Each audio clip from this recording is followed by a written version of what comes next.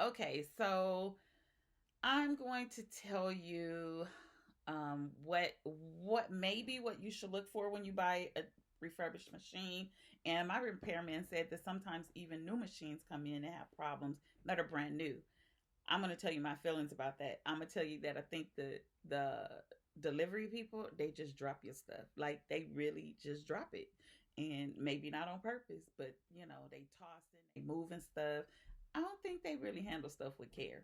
So I'm going to tell you about my MB7. When I first got it, I was having so many problems with that machine. And I was just like, okay, it's me because I'm new and I don't know what I'm doing. And I'm telling you, when I looked at the machine, I was scared as hell because it's like 7 needles. What the hell? So anyway, um, my machine eventually just said, I'm not picking up no more bobbin thread. I'm not going to do any of this. And I will tell you, you do have to be careful with any machine like that.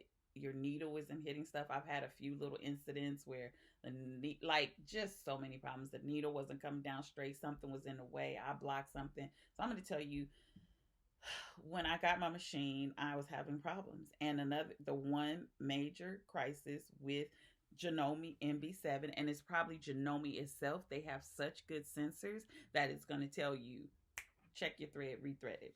And a lot of times your machine doesn't need to be rethreaded. I'll do that in another video. But I eventually, again, the bobbin just stopped picking up.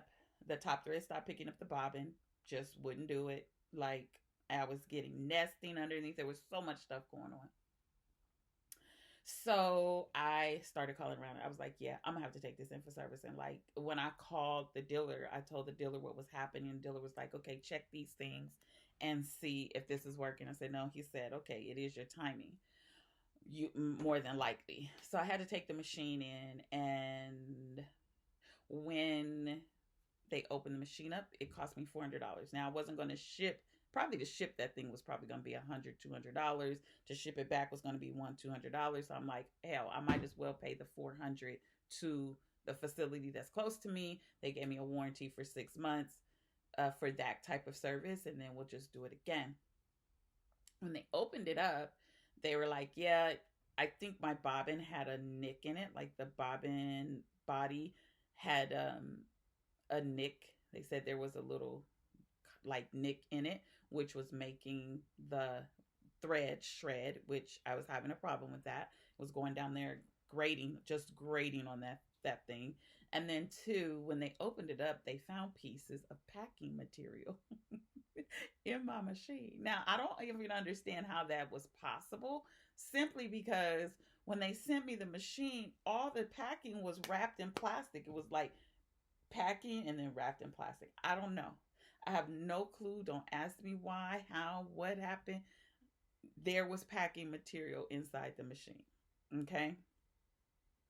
They did say that my machine wasn't that bad, but what I would tell people, especially if you get a refurbished machine, if you have it if it's locally serviced, that's something different.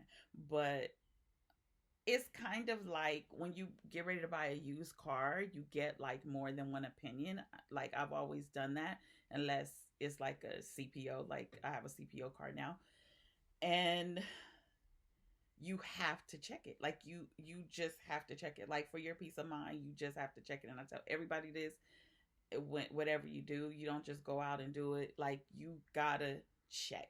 And I'm so glad that I sent it in for servicing. So I would suggest, especially with the MB7, when you get it, especially if it's shipped so far away, um, I will always have my machine checked.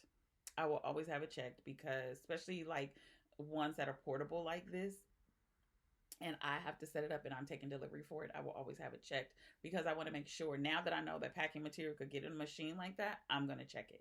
Now, if it's new, you probably weren't going to have those issues, but I will say that if you buy a machine and you're having so many problems, my best suggestion is to take it in and get service. Was $400. Make sure you're going to get a warranty. What's $400? Or $300 to get your machine checked, to give you peace of mind to know, okay, yes, it's me, or no, it was the machine. So they fixed it and my machine came back humming like a baby.